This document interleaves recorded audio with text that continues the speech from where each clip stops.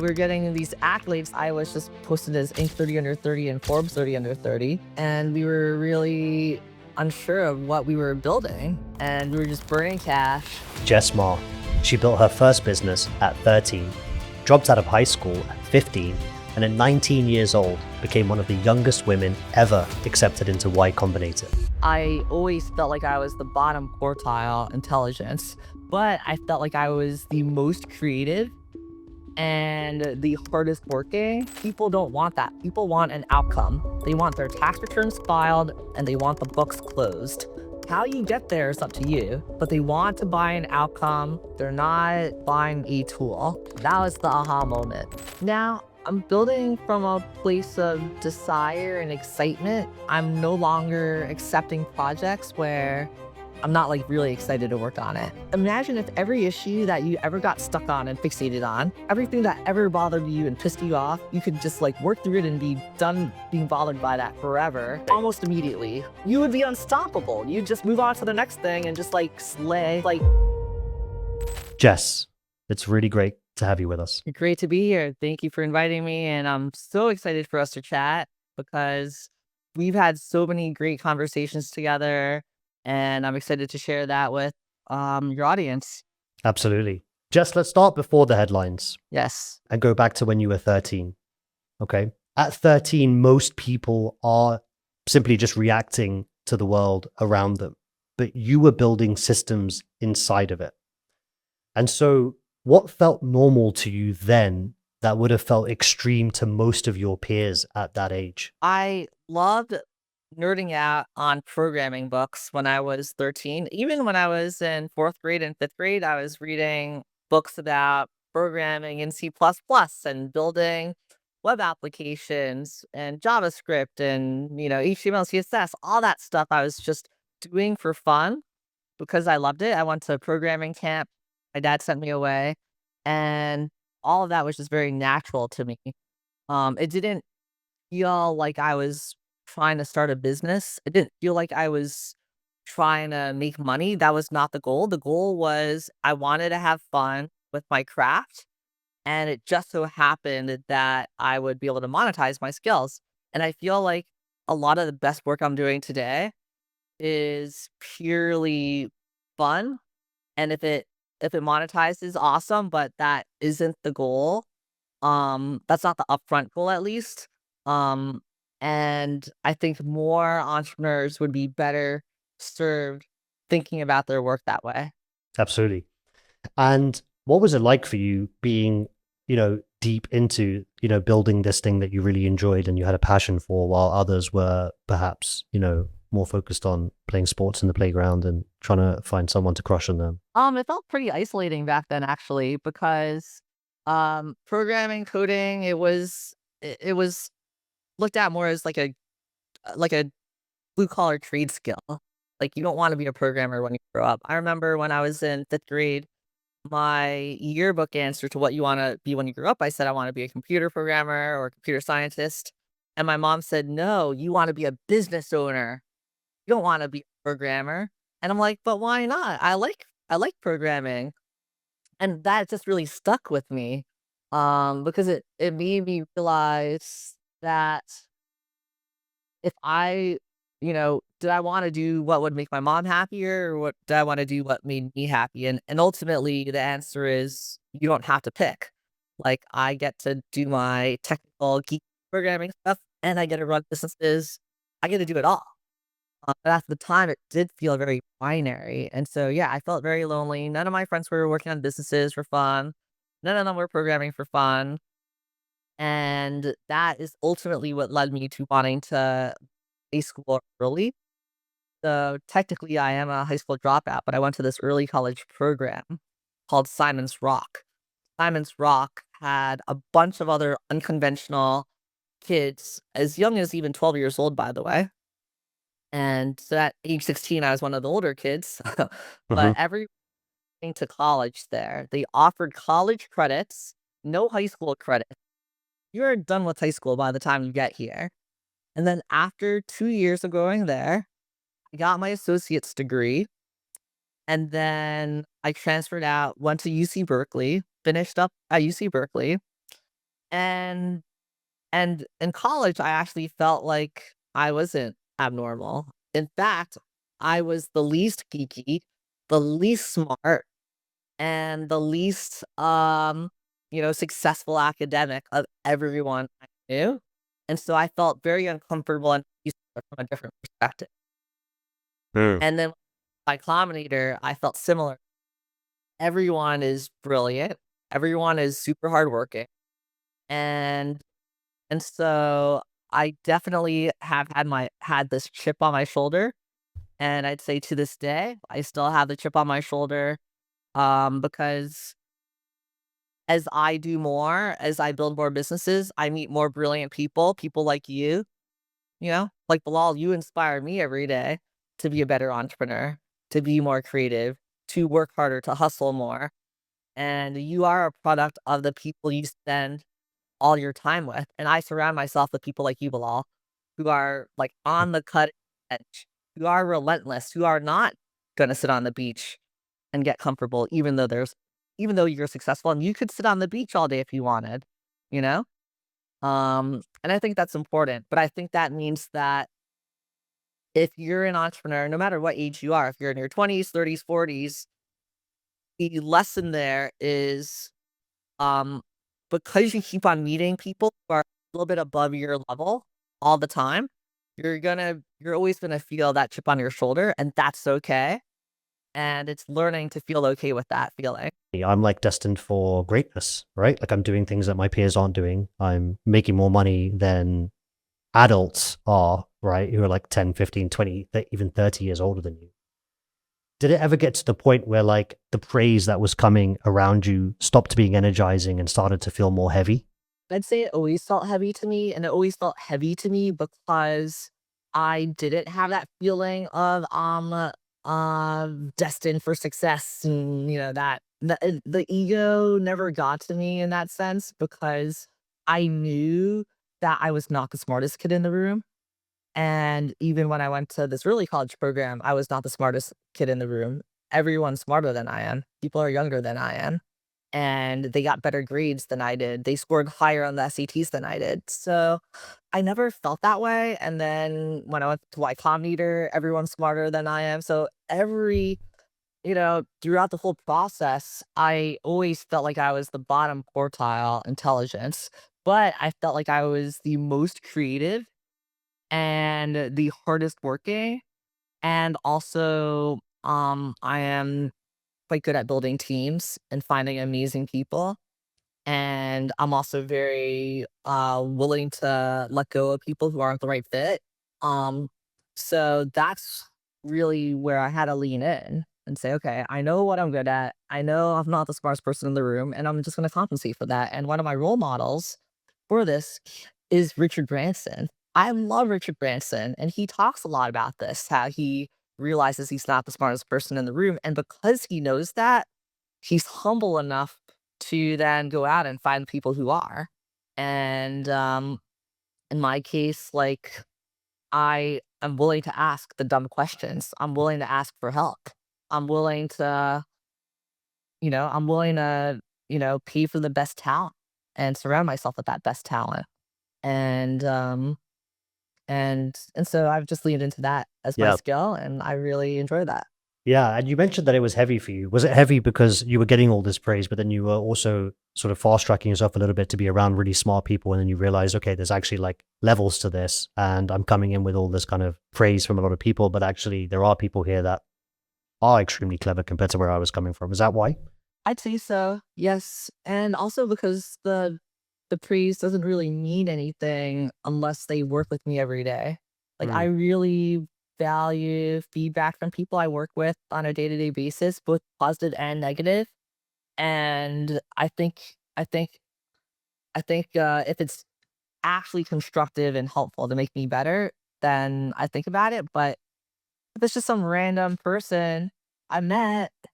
He's like, "Oh, you seem so impressive, like, you don't know me, you don't know my weak spots, so, like, Mm. that phrase doesn't mean anything." Likewise, if you don't know me and you're like, "Okay, you're a moron," I don't care either because I don't know you, and you don't you Yeah. don't know anything about me in that case, um, so it's both good and bad, actually, I would say. I'd say that is one of my other skills as an entrepreneur. I don't really care too much about feedback from random people. That makes it easier to be objective and to do what's actually right. And does that come from like an internal belief about yourself, or are you just very good at just shutting it out the noise, or a bit of both?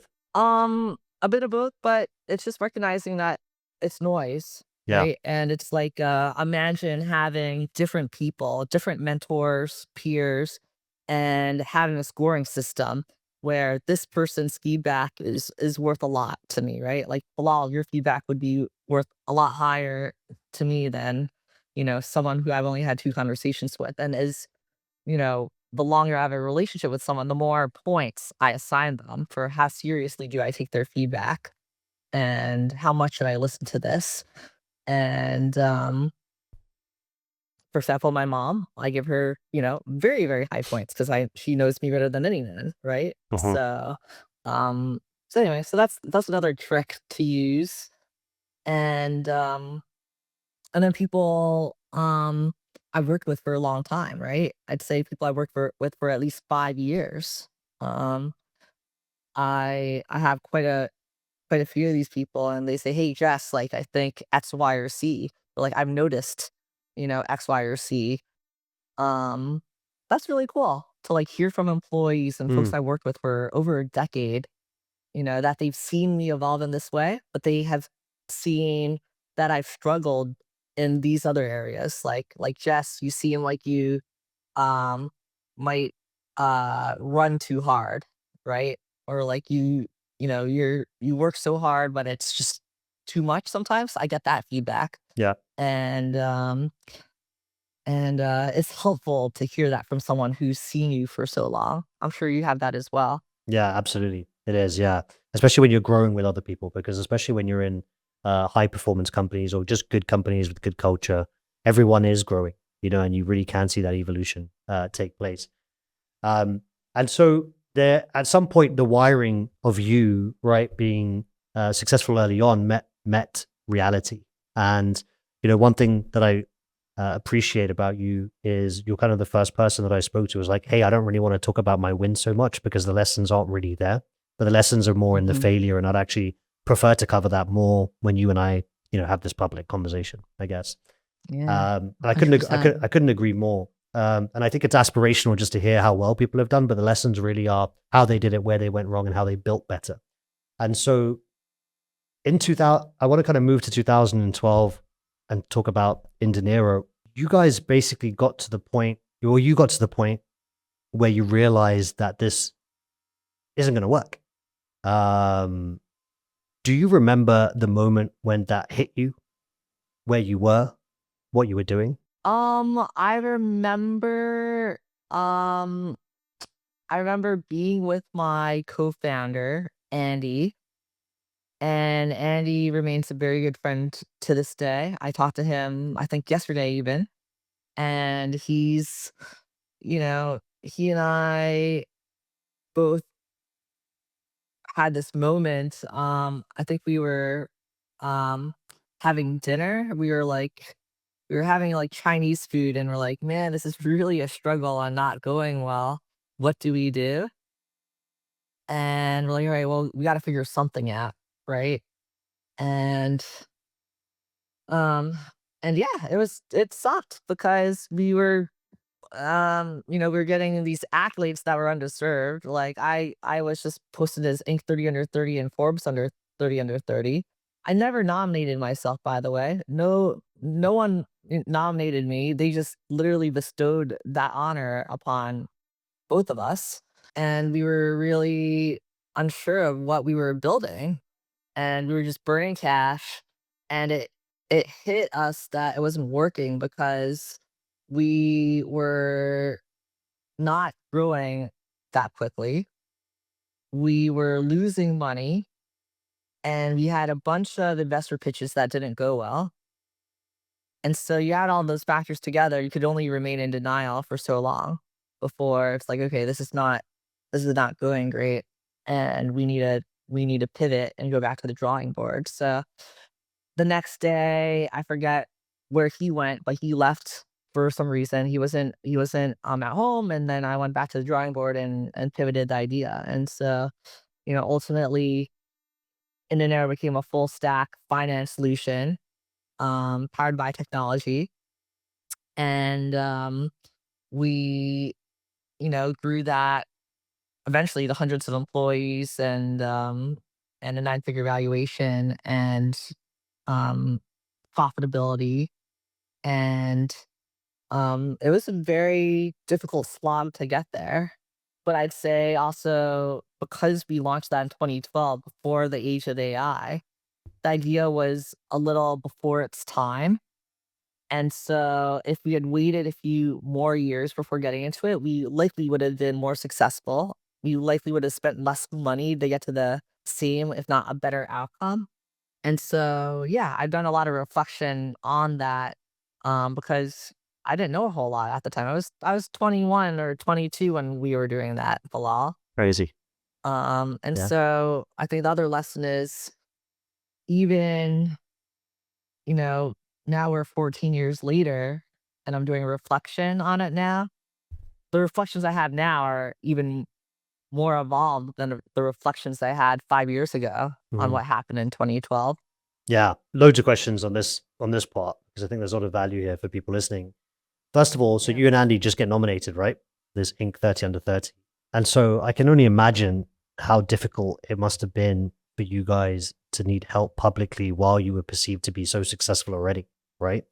And so that sort of moment for you and Andy, how did you guys bridge that? What did it feel like to go through that? Um, well, by the time we were told that we were Forbes and Inc. 30 under 30, we didn't have a choice to not have that be the case. Like, it wasn't just a nomination, Yeah. Bilal. They just said, you are on the list.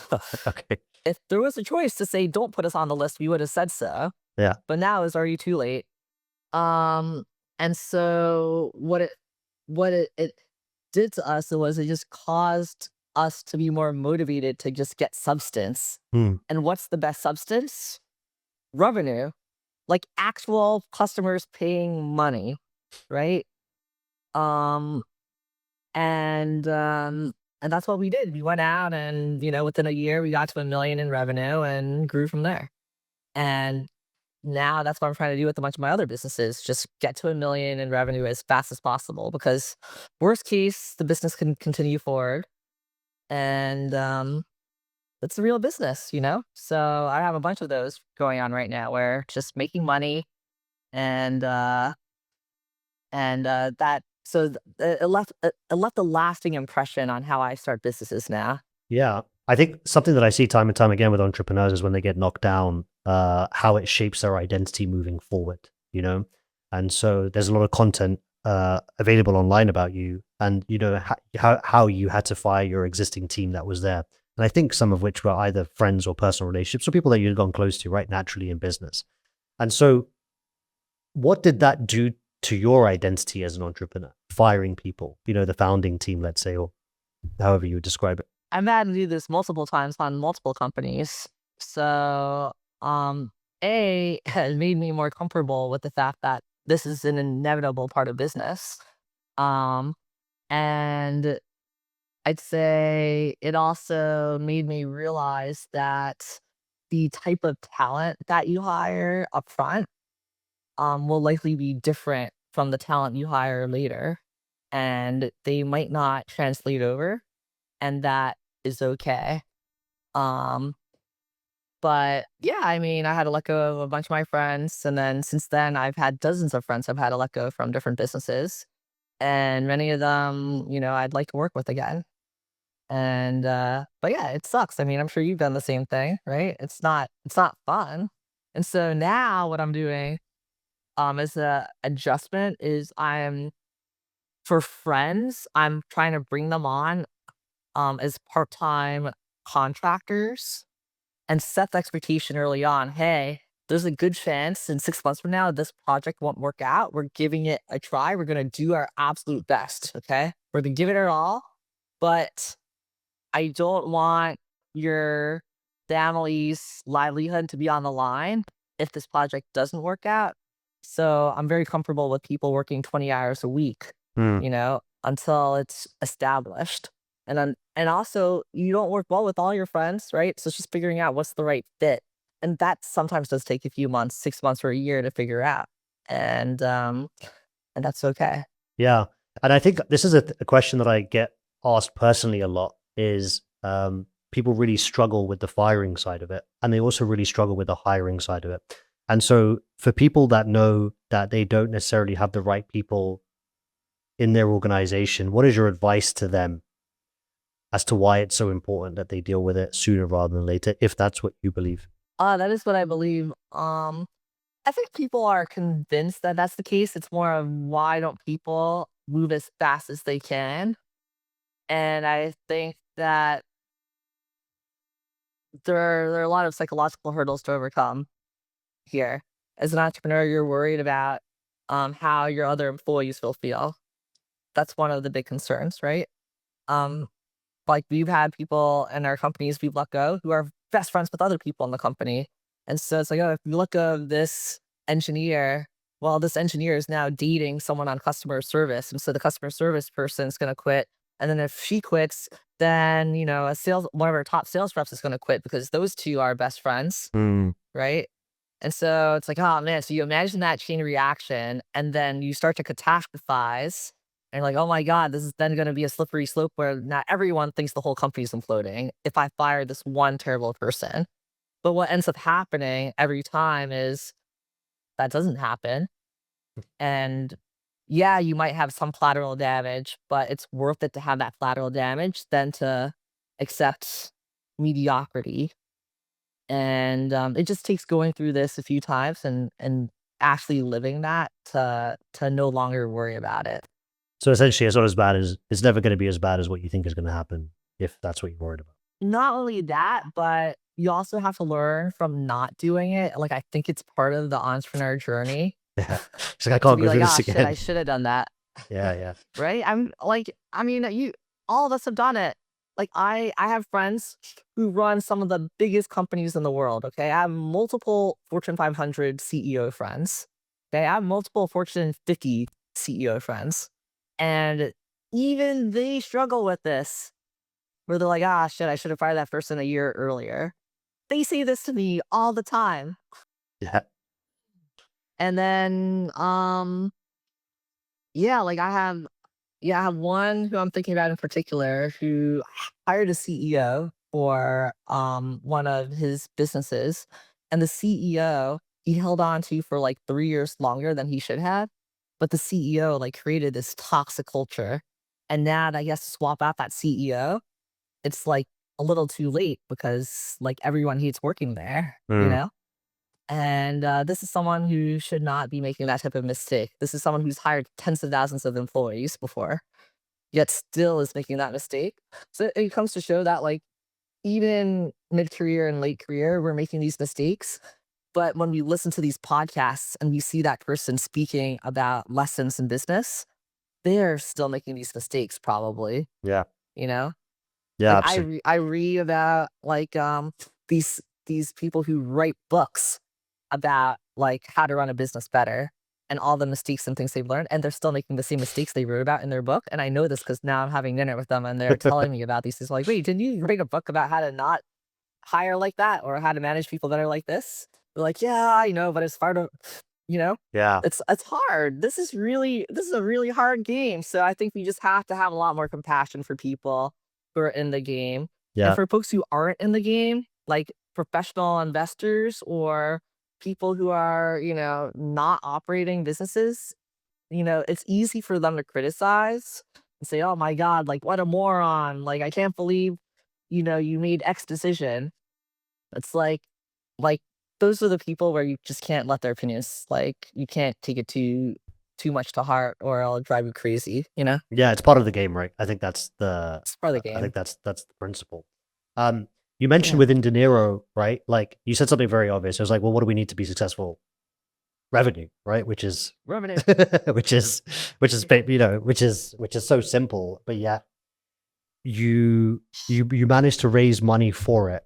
Did you do it pre revenue or were you? It was pre-revenue and we raised the money while we were still on Y Combinator. And back then, you had to do that because there's no AI, Mm. so to hire your team and actually release a product, um, and to pay for our ramen and to pay for our, dinky, tiny, crappy apartment, yeah, you had to go out and raise money. And now we live in an age where that's no longer the case.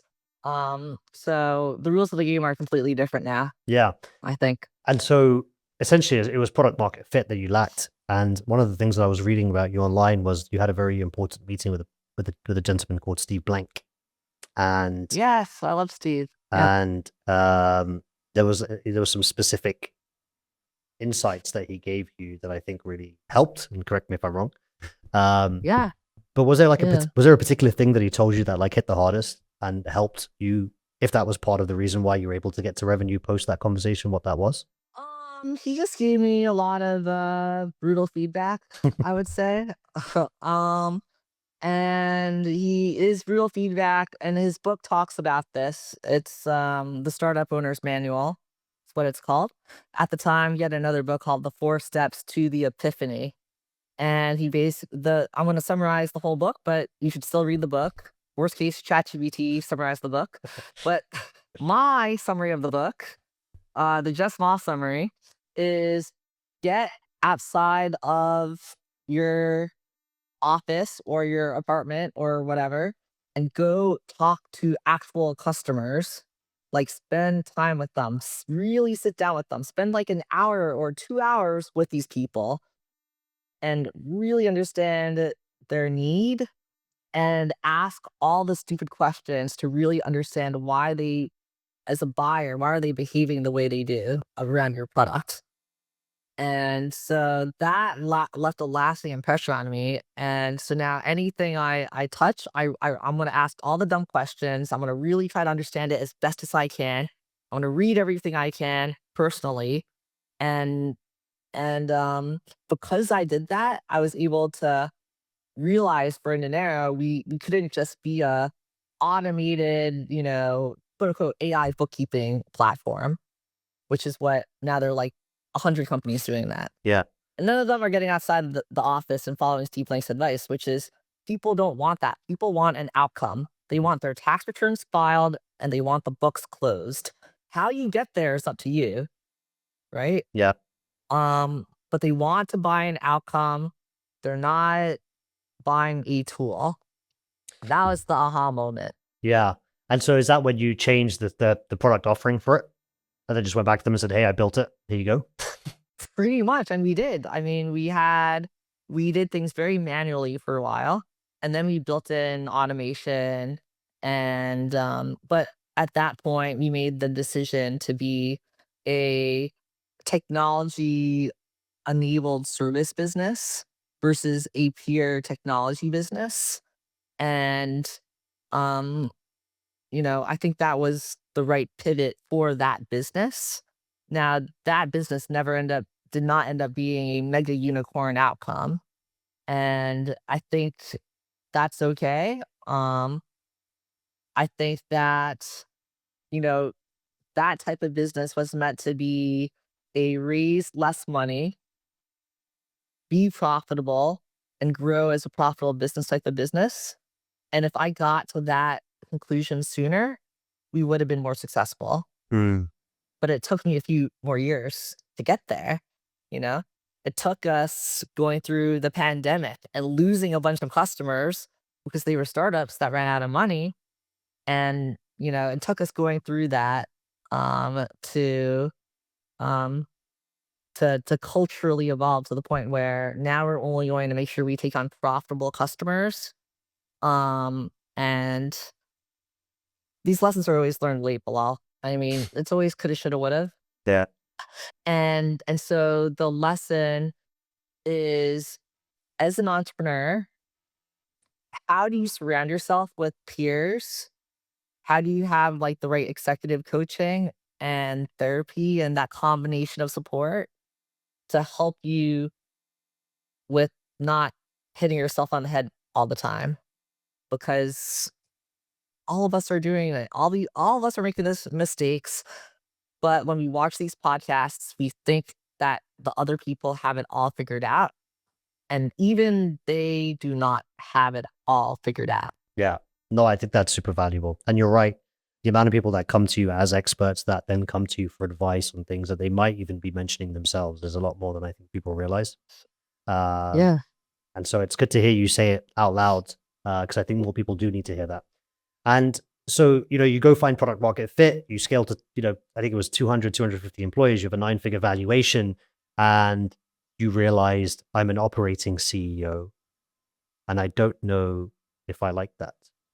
Um, because you Yes. because you felt perhaps you were moving away from that, the thing that gave you the spark and the joy, which is the getting it going and scaling it perhaps.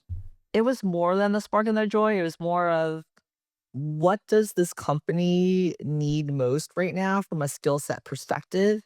And who is the best person to do that? And is that person me? Or if I take my ego out of this, is that actually someone else? And it's better if I partner with this other person who is a good operator, someone great at running a business and being detail oriented with the systems of how this business is run. And I can help them with strategy. I can help them with outside of the box ideas. And that's actually the better place to put my energy. And if we do that, the company will be more successful. But if I do that, I no longer have a CEO title. I can no longer go around saying, I'm a CEO of a company, right? Yeah. But I didn't have that problem. I actually don't really care about people thinking of me as a CEO. Um, it's just not a factor for me. So it made it easier for me to step into a different position. I wouldn't say I left the business. I wouldn't say I stepped away. I would say it's more I just changed what my contribution was, if W- that makes Why sense. do you think the title matters to so many people? I think because people worry about it's I think it's their identity, right? So it's like, if I'm not a CEO, then what am I? Right? And that's a really hard question for a lot of people. Yeah. But it's like, okay, well, let's just take titles out. What is your contribution? Yeah. And what is your best contribution to your business and to society? And if you just describe it in those terms without a label, then it makes it easier to let go, Yeah. you know? Yeah. I often tell people I'm the janitor. I just go around making sure things are clean and I'm fixing broken stuff, and they're just like, no, seriously, tell me. I'm like, no, that's literally what I do. Yeah, Yeah, but I that's know, beautiful. I think it's right. It is tied to the identity side. And so I think it was very big of you. Well, I think you said naturally you didn't feel that way. So maybe it was easier for you than most, right? But there is obviously always that ego play, even if you don't, even if you don't feel it as much as other people. Um, Yeah, definitely. what was the moment that you realized I just can't, I shouldn't be this person. Like my business deserves something else. I realized that, um, I'd say I was getting burned out in COVID running the business, and my executive coach and a few of my CEO friends in my peer group, suggested to me that I would be better off and the company would be better off if we, switch things up. Okay. And my board at the time, um, they were very supportive of whatever I wanted to do. And they're like, yeah, if you want to hire a CEO, great. If not, then we'll make it work too. So they were very positive. And so, if anything, I felt like I had too much optionality where it's like, all right, now I'm the person who has to make the decision now. Right? Because normally, you are forced into it because you have a terrible life event, or you have a great opportunity to go somewhere else and do something else, or you're fired. Mhm. But for me, none of that existed. I had the ultimate decision, and all the decisions would have been supported. Um, so yeah, ultimately though, I trusted my intuition, I meditated on it, and I'm like, what feels better? Like in my body, what feels like the right decision? If I put decision one to stay as CEO here, and decision two to move into a strategic supporter and a strategic bold idea guide, okay, for lack of a better description, right? Because there's no good label for that. But those are the two. What what do I gravitate more towards if I were to go in one or the other, right? And so naturally, it was pretty obvious to me when I put it in that language. Yeah. Yeah. And did a part of your like was there a part of your identity that was the hardest to release from stepping out of that role? I don't think I had too much of a difficulty on the identity front. Um, and I think it's because if you go back to 2012, right, and the whole Inc. 30 under 30, Forbes under 30 situation, it just taught me that like external labels don't reflect how I should see myself, good or bad. It doesn't really matter, you know? What matters is, you know, am I delivering the right output or not? And am I having fun? Are my team members enjoying being here? Are my customers enjoying being here? That's really what matters. Yeah, I like how that you can really zone in on the internal side as being the North Star and how you make those decisions. And you're able to block out, I think, what a lot of people would. Feedback is always coming at you in some form, either through information, through people, through events, process, whatever it may be. And so I think it's super awesome that you're able just to block it out and really just be guided by how you truly feel, right? And it's obviously resulted in wonderful things. Yeah. Do you think if inDinero never got to that place, you would be the person that you are today? Like if you didn't go through what you went through in 2012? Like how has that evolved you, do you think, looking back now? I think looking back now, it made me a more empathetic entrepreneur in every way. Like I have so much empathy now for people going through the journey and who are going through the struggle. And I think that's made me a better angel investor. It's made me, a better board member for companies. It's made me a better cheerleader and psychologist for other entrepreneurs. Um, because yeah, I mean, being an entrepreneur is hard, right? And my ups and downs, are all very public and it's open kimono, and that's totally cool. Um, and and it's intentionally designed that way um because I think there's just too much like, we only hear about people when they want to brag, Yeah. right? This goes back to our conversation earlier.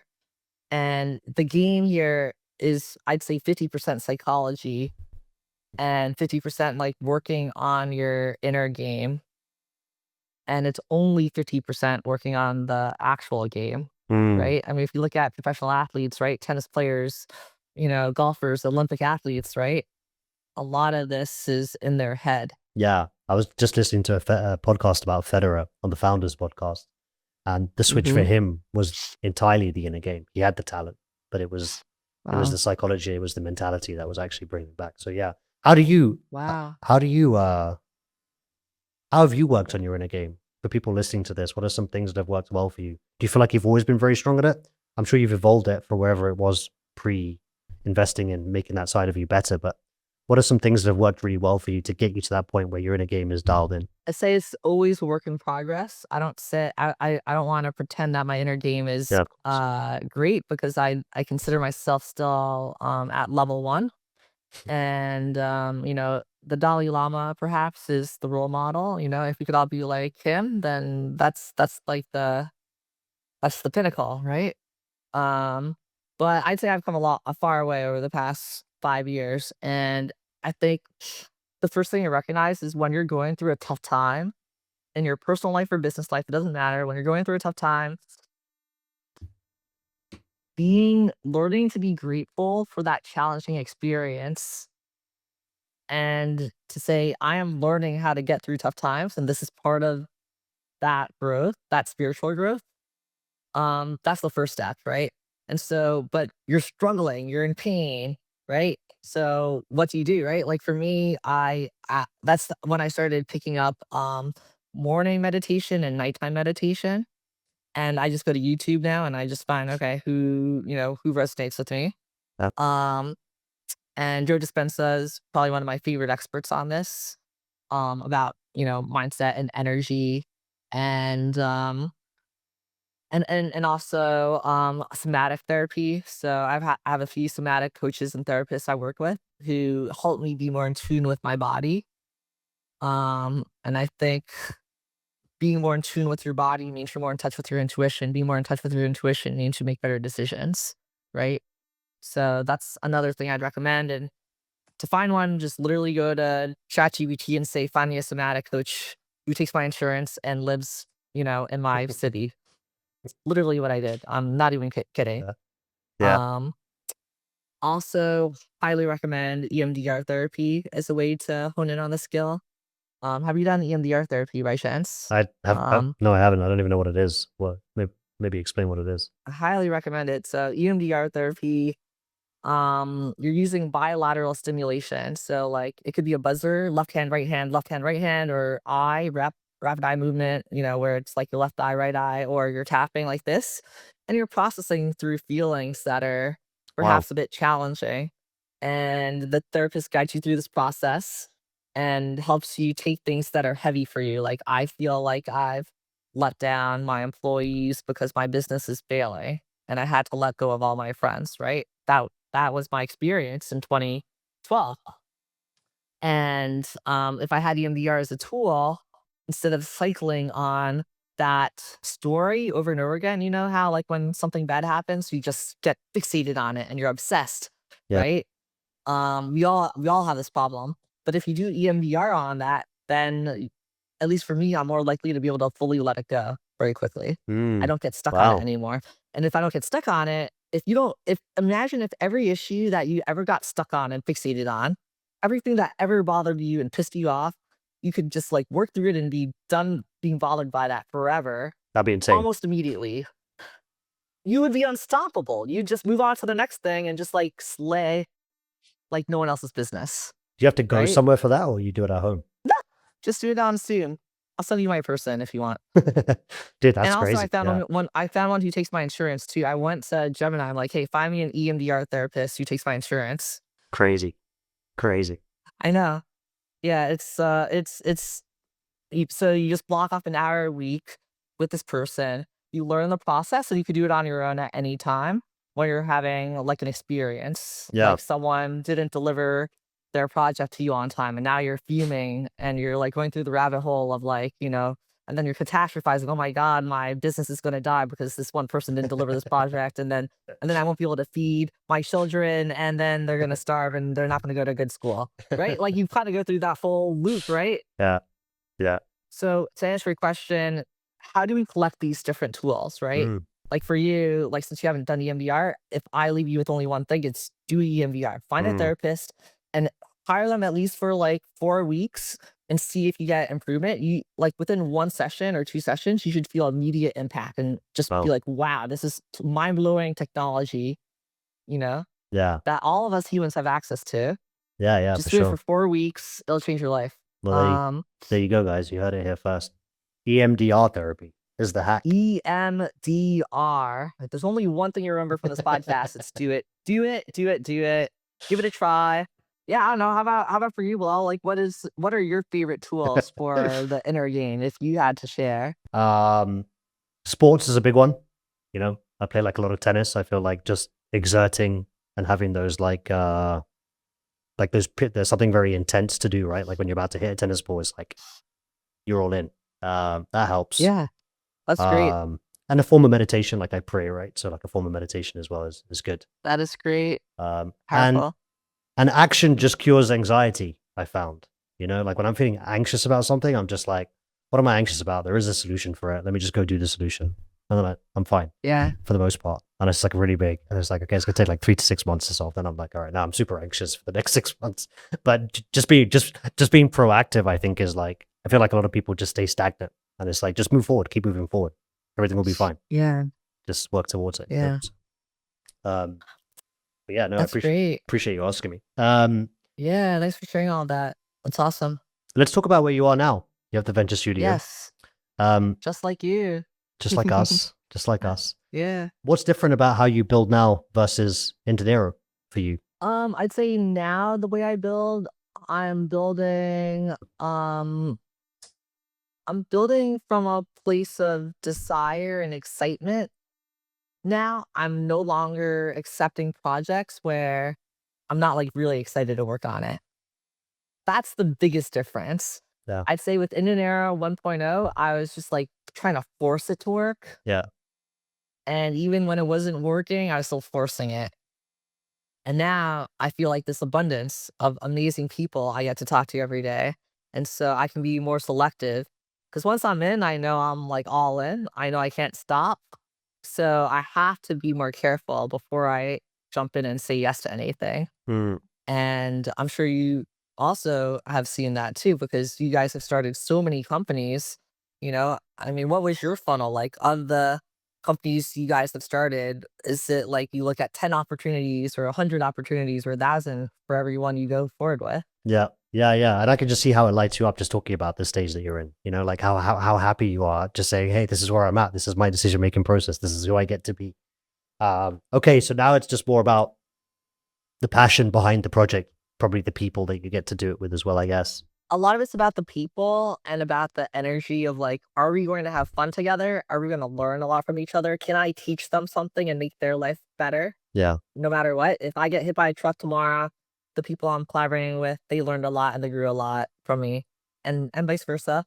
And also It's a very nice way the businesses, to be, it's Jess. more fun this way. It's very abundant, right? Yeah. And then also the businesses, it's like I relate to that problem. Like, oh my God, I wish that existed 10 years ago, Mm, you know? yeah. Like that would really have helped me and a lot of people I know. And this would be a gift for the world if this were to exist, Well, yeah. right? Yeah. Yeah.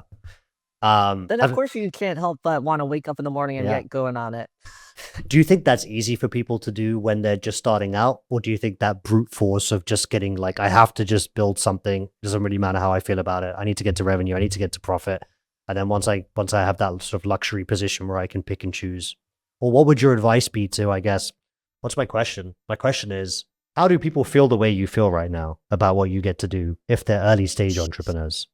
And can they even do that? Yeah, it's a good question. I don't think I would have been able to do this 10 years ago because I didn't have enough empathy for all the different problems that I see that I would want to solve through entrepreneurship. So I do think you have to just get in the game and you might have to brute force a bit. With that said, you don't need to just pick a random idea or feel that spark of inspiration. If you don't feel it, you don't feel it. So what do? You find someone else who has a great idea and you join their shop or you work for a investor, you work for an entrepreneur. Like if I could go back in time and let's say I was not allowed to start a company, what would I have done? I would have looked at the entrepreneurs I had the most respect for, and I would have called them and said, I will be your right hand person, and you don't need to pay me anything. I'm going to work for you for a year. And or pay me just cover the cost of like, my crash pad and ramen.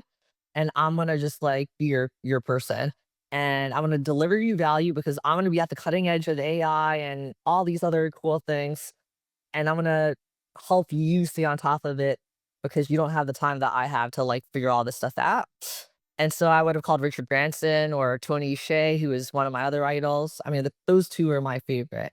That's another way to do it. And they have all the ideas, right? So then I would have learned about, all their challenges. And now I'm basically doing that too, where, like I get to work with cool people, learn from them and vice versa. It's just in a different, it's a different style. I think AI is extremely exciting. It's extremely exciting, right? And so like every single week Yes. it seems like every single week something is happening and we're just like, wait, what's going on? Right now, everyone's buying Mac minis, the Claude bots are going wild. I have no idea what's happening. And then by the time I'm like figured it out, it's like, oh, by the way, there's this new thing that's come out. I'm like, all right, Oh my I'm God, it's I'm I'm crazy. I'm, Yeah. I'm glad I just deal with relationships because AI is not replacing that anytime soon, I don't think. But for founders that have built companies already or are starting to build companies already, Jess, you sit like in this really unique position where you get to see so much. You get to see like a lot of AI companies that are coming out as well, right? Yeah. And so what do you, and there'll be a positive spin on this, so I don't want this to feel negative, but like for the people listening that have companies, when should they be concerned about AI replacing what they've built? I think that's the question that everyone is just going to bed and waking up thinking about. And I don't think there is too many clear answers on it. And so I would love for you to shed light on your insight on that. Yeah, my insight there is if you're building a SaaS company or a technology company, and you could probably think of how AI can disintermediate your business very easily. It's very obvious to you if you're vulnerable, or if you're in the legal profession, the finance profession, you're an executive assistant, you're in customer service. Like you're definitely at risk if you're not dealing with personal relationships as part of your work. So what do you do about that? One thing to do is to build up a more diverse income stream, right? Like if you have a 40-hour a week job, spend 20 hours a week trying to like build up income on something that is truly AI defensible, right? Um and I'm doing this. I'm investing in stuff where there's no AI that's going to replace that. And so yeah, that's I think it's everyone needs to be thinking about that and getting on that now. It's not too late to get on that now if you're in that position. And for the people that are thinking, okay, great, Jess, phenomenal advice. I just need to build up a secondary revenue stream. But like, where do I look? Where do I start? What is somewhere where I'm going to be safe? Where do you see areas that you don't see AI coming in, replacing people in? Um, I mean, so if you have capital to invest, then that's a lot easier, right? You could just buy into businesses that are in random things, right? Like for example, all my friends in, farming and, raw, whatever, raw material goods and stuff like that, right? Like, okay, fine. But let's say you don't have capital to invest and you can't be part of that. What would you do? Where do you start? I think you build relationships with those types of entrepreneurs and business Mm, people, and you get ideas from mm, them because they will tell you, right? And so you could apply this apprentice model there, right? And something that you're passionate about, right? And see if that leads to anything. yeah. And as you know, for me, I love bringing people together, right? And you like bringing people together too, right? And that is not something AI is going to replace. People are going to still want to meet in person and do stuff face to face, right? And so, one business that, a few of my colleagues are thinking about starting is, can we bring people who are not from the US, who want to have exposure to AI and understand AI technology from the best experts in Silicon Valley? Mm, Can we deliver that experience for them, charge them enough money, because for them it's existential and they want to learn about it and they want that exposure, right? So I'm like, yeah, if you guys want to do that, go for it. I'll help you guys out, and if that makes a few hundred grand a year for you guys, like as a way for you to diversify, so you don't quit working for me, yeah. then yeah, I'm all for it. That's literally a conversation I had a week ago Yeah, with a yeah. few people on my team. Yeah. Yeah. They're Okay. like, "Would you be opposed if we did this to make extra money?" And Wow. the answer for me is always no. I fully support your entrepreneurial endeavors, and if you don't mind, cut me in. Yeah, I mean, it's amazing that they feel very open to come and just like ask you upfront about it, right? Like a lot of people get scared about that because they think they're going to get fired or, you know? Yeah, exactly. I mean, look, some people don't do that and they don't bring it up, and we're just not going to have this incident of a relationship. But for me, my goal is, who do I want to build with as my tribe 10 years from now, 20 years from now, 30 years from now, right? And so that's like all of the people I work with right now. I could see myself being with them 30 years from now in some way. No, I love that.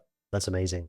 Yeah. And, we're going to come now actually into talking about like the long game and how you think about it, because it's something that you Yeah. bring up quite a lot. But just before I ask you that question, if another entrepreneur looked at your calendar today, what do you think what do you think would surprise them the most about how your week is structured? That's a good question. I have a lot of people who are staying with me. So last week I had a bunch of friends who were staying with me, and they're like, "Oh my God, you have a crazy schedule," you know?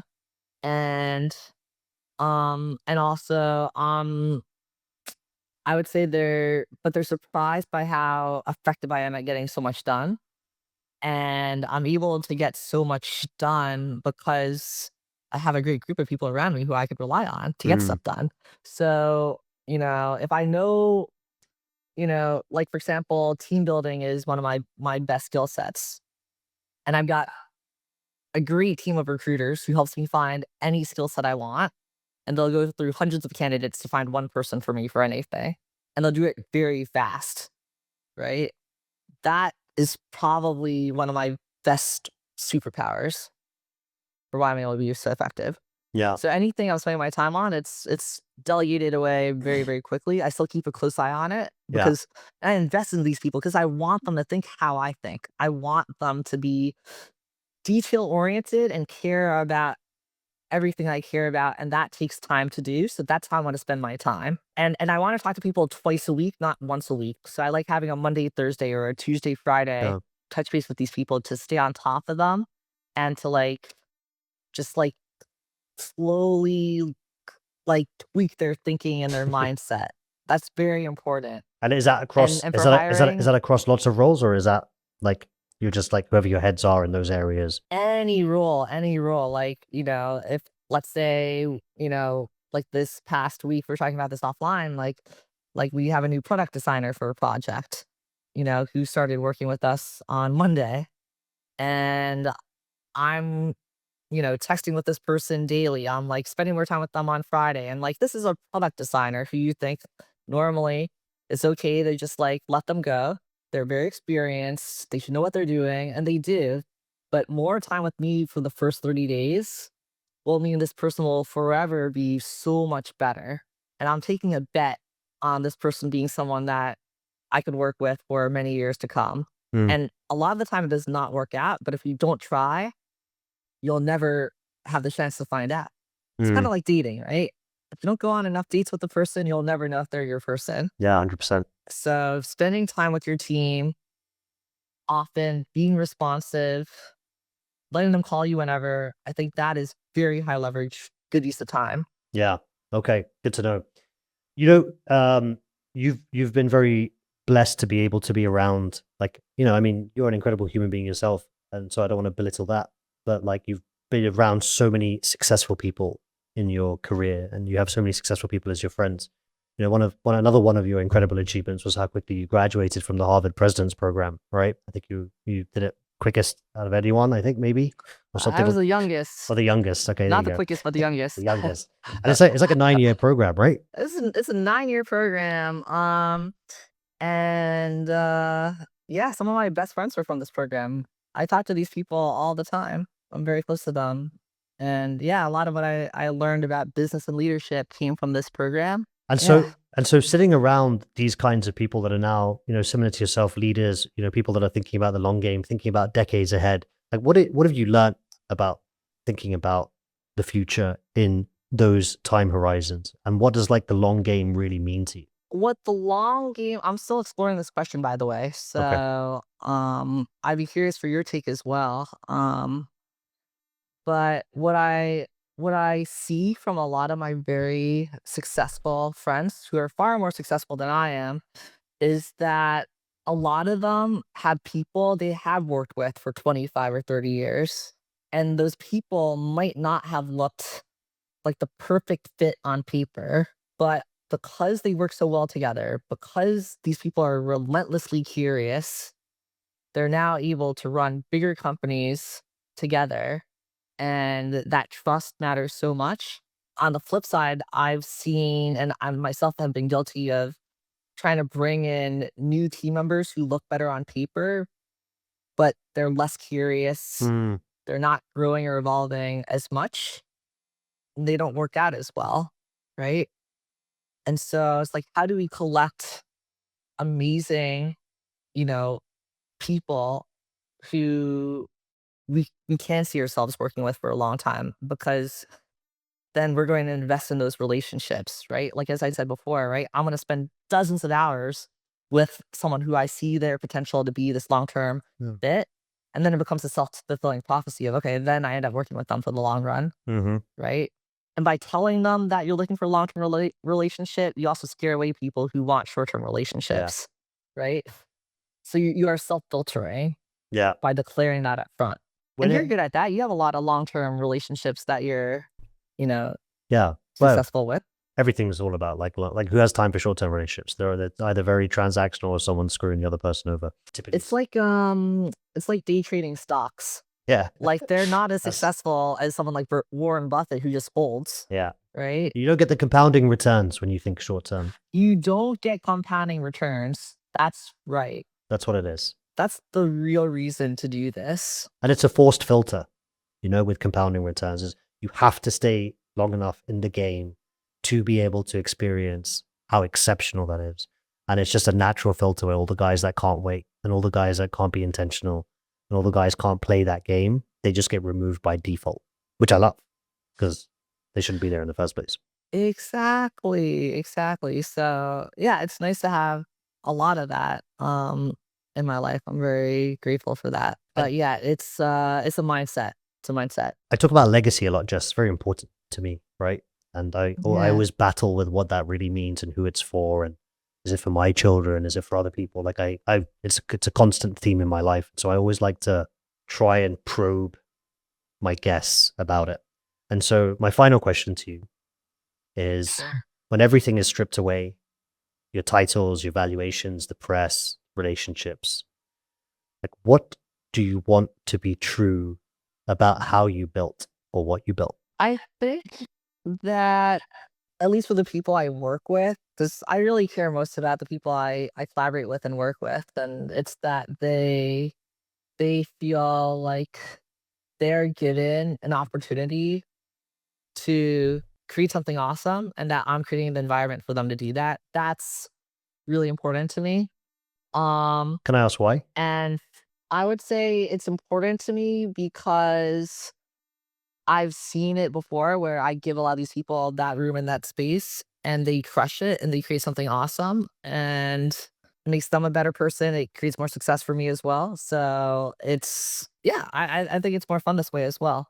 But I'm less caught up on like raw success, like traditional conventional success. I find that that's more egoic.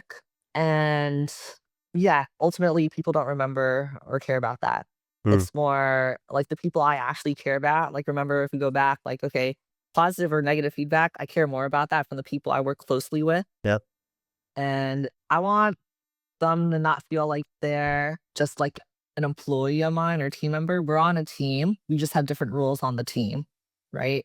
If they're helping me make my dreams come true, I want to make sure I'm making their dreams come true and bringing out their brilliance. I think that's such an amazing quality to have as a leader. And I think that's actually how you build great things, when like everyone's working for the other person just to be uplifted. And it just comes out of you so naturally. And you know, you can see your eyes light up and you can see you smile when you're talking about these fundamental principles which are so important to you. And I think just to explain why you're also so successful in what you do. And of course success is measured in different forms, but you Yeah. know, I think that's really the foundations of who you are and why you've been able to create such incredible things and why so many people gravitate towards you as well. You know, I was very fortunate to come to a private community called the Alcove in Hawaii, and Thank just you. the kind of people that were there, you know, were just reflections Yeah. of you. I always think masterminds, events, networks, always the people are always a reflection of the person who leads it. And I don't think I've ever gone to an event where I've walked out with so many friends that I text and I see and I spend time with. And it's not transactional at all. Like, we try and help each other in business. But yeah, so many phenomenal things have come as a result. So congratulations, Jess, on all that you've achieved. You know, thank you so much for being here. You know, I'm very fortunate as well to now be building alongside you. And I think having had this conversation with you before we kind of go full on has just Yeah. made me appreciate and respect you even more. And even just seeing how intentional your evolution has been, you know, I think has made me even more excited than I really was, which I was a lot. And Thank you. you know, for those that are listening, this is what growth actually looks like. It's not louder, it's deeper. You know, this has been the fifth Mm. quarter. Quiet moves, deep minds, game changing conversations. I'm Bilal Handra. See you next time.